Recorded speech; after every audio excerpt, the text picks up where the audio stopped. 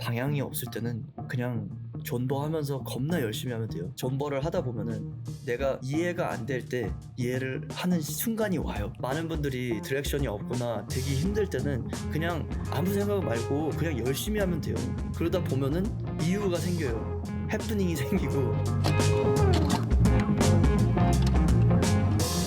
어떻게 보면 되게 유연하게 최선을 다해서 달려오셨잖아요. 뭐 항상 그렇지만 않지만 네. 근데 정말 어떻게 보면 일반 사람들이 겪을 수 없는 격렬한 수준의 노력도 했었고 그 와중에 좌절도 있었고 어떻게 보면 물같이 유연하지 않았다면 또 다른 기회를 못 찾고 좌절을 하고 진짜 죽을 생각도 하셨기 때문에 자살을 했을 수도 있고 근데 그러면서 이제 계속 내가 앞으로 또 나아갈 수 있는 건 무엇인가 나의 다음 그거는 무엇인가라는 생각을 계속하면서 유연하게 바꾸셔서 지금의 삶까지 이렇게 걸어오시지 않았나. 테니스 하나에 몰두만 하시면서 살았던 테니스 선수가 이제 회사를 창업하면서 시행착오나 배워야 할 게 너무 많았을 것 같은데 어떤 게 가장 힘드셨어요? 그냥 비즈니스를 너무 몰랐기 때문에 그 오퍼레이션 하는 거 있잖아요. 하루하루 매일 일어나는 일들이 되게 어려웠어요. 그냥 정말 비즈니스가 어려웠어요. 뭐 예를 들자면은 한국에서 미국으로 물건을 받아야 되는데 선적서류 같은 거를 어떻게 쓰는지 모르잖아요. 근데 이게 잘못되면은 뭔가 안 되니까 진짜 그냥 마지막 목표는 뚜렷하게 보이는 느낌인데 그 중간에 어떻게 가야 되는지를 전혀 몰랐어요. 그냥 제 아는 게 아무것도 아무것도 없었으니까. 없었으니까요. 그럼 어떻게 그냥 하면서 계속 배운 거죠. 유튜브 많이 보고 구글해서 이제 그냥 찾아보고요. 그냥 배워가면서 다 한 거죠. 배워가면서. 다행히 새로운 걸 배우는 걸 되게 좋아했어요. 뭐 예를 들자면 포토샵 같은 거, 일러스트레이터 같은 거를 제 외가 쪽이 다 아티스트라서 그거를 이렇게 어깨너머로 보고서는 제가 그걸 다 배웠어요. 제가 직접 해본 건 아닌데 어떻게 하는지를 봐왔고 제가 디자인이나 그런 거를 해야 될 때 디자이너를 쓰면은 돈이 드니까 그냥 제가 다 한 거죠. 포장서부터 제품 디자인서부터 뭐 그런 걸 다 이제 옛날에 봐왔던 걸 기억해가지고 막 했던 거죠, 사실은. 어렸을 때 뭘 해도 열심히 하는 게 되게 좋은 것 같아요. 그러니까 하나만 열심히 하는 게 아니라 그 스티브 잡스도 그 얘기를 이제 죽기 전에 했던 게 connecting the dots라고 이제 얘기를 했는데 지금 너무 이게 좋아서 몰두를 했는데 그게 언제 도움이 될지 모른다 이거죠. 예를 들어서 이제 스티브 잡스는 칼리그래피 글씨 쓰는 거 그 예쁜 글씨를 좋아했었는데 맥이라는 그 오퍼레이팅 시스템이 나오면서 제일 예쁜 폰트가 뭔지 그거를 모아서 자기가 만들었다고 이제 그렇게 얘기를 하더라고요. 근데 그런 거 하나하나를 봤을 때 내가 언제 이 스킬을 미래에 쓸지 모르기 때문에 몰두해서 그게 너무 좋으면은 올인을 해서 배우고 뭐 그게 좀 재미가 바뀐다고 한들 그 노력했던 게 나중에 언제 쓰여질지 모른다 이거죠. 네네. 그때는 이제 그냥 아무 의미 없이 생각했던 점들이었는데 네. 나중에 돌아보니까 그게 이제 선으로 이어질 수 있었다. 약간 이런 얘기였던 그쵸. 걸로 기억하는데 네.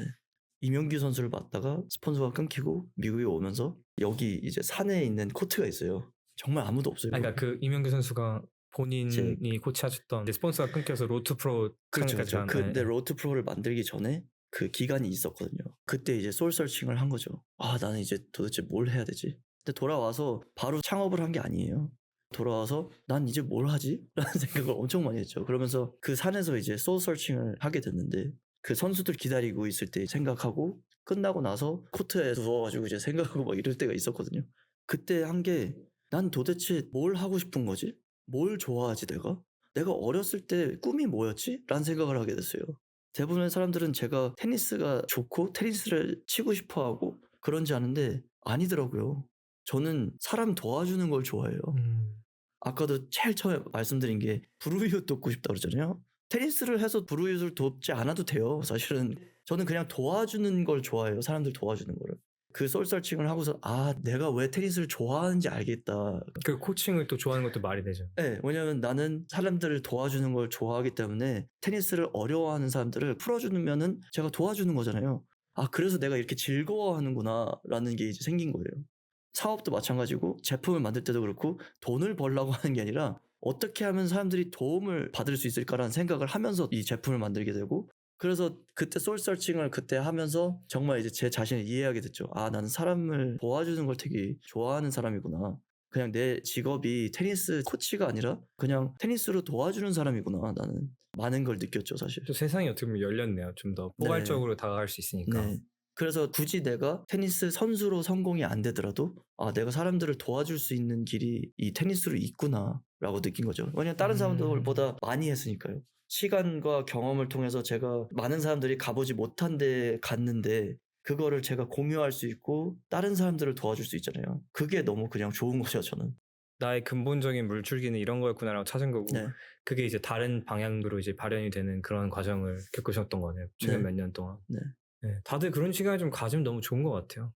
내가 진짜 이 지구에 뭘 하러 왔나. 네. 내가 정말 좋아하는 게 뭔지. 네. 네. 내가 어떻게 쓰여지고 있는 것보다는 내가 정말 좋아하는 게 뭐지? 라는 생각을 이제 하게 되더라고요. 내가 너무 웃긴 건데 진짜 막 난 당연히 테니스가 내 인생이야라고 생각하고 자라셨던 분이 나중에 돌이켜보니까 이건 그냥 하나의 방식이었구나라는 네. 거를 깨닫게 된 게 참 신선한 것 같아요. 정말 그게 전부였던 사람인데 가만히 생각해보니까 나한테 정말 중요한 거는 다른 거였고 네. 이 중요하게 생각했던 건 그 가는 과정 중에 하나였구나. 방법 중에 하나였구나. 저도 분쟁을 싫어해요. 사람들을 짓밟고 이기고 그런 거를 그렇게 좋아하는 편이 아니거든요. 근데 참 코칭이 적성이 정말 잘 맞다고 생각했던 게 내가 도와줄 수 있는 사람을 되게 적성이 잘 맞았던 거죠.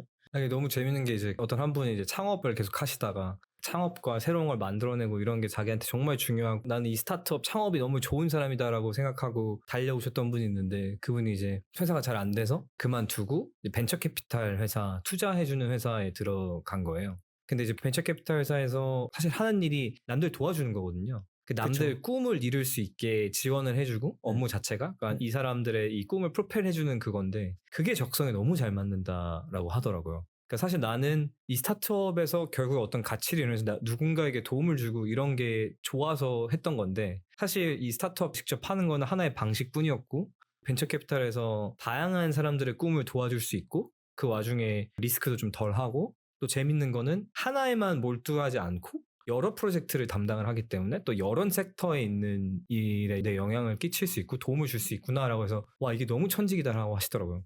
정말 치열하게 그거에 몰입해서 올인했던 형님이신데 그렇게 바뀌는 거 보고서 막 어떤 목표를 향해 달려가는 분들을 위해서 굳이 문제가 없다면 건드리고 싶진 않지만 실패를 한 분들에게는 참 좋은 위로가 될 수 있을 것 같아요. 이런 이해들이 하늘님의 이야기도 그렇고 또 다른 길이 있을 수 있다. 그 네. 스킬이 나중에 더 큰 일에 쓸 수 네, 있거든요. 그렇죠. 지금 하늘님이 하셨던 것처럼 선수에 쓰일 수 있었던 스킬이 코칭으로 해서 더 많은 선수들에게 영향을 주고 네. 이제는 사업가로서 더 큰 이코시스템을 만들어서 한국 테니스의 변화를 줄 수 있는 그림까지 그릴 수 있게 해줬으니까 어떻게 네. 보면 그 수많은 부성과 역경들이 네.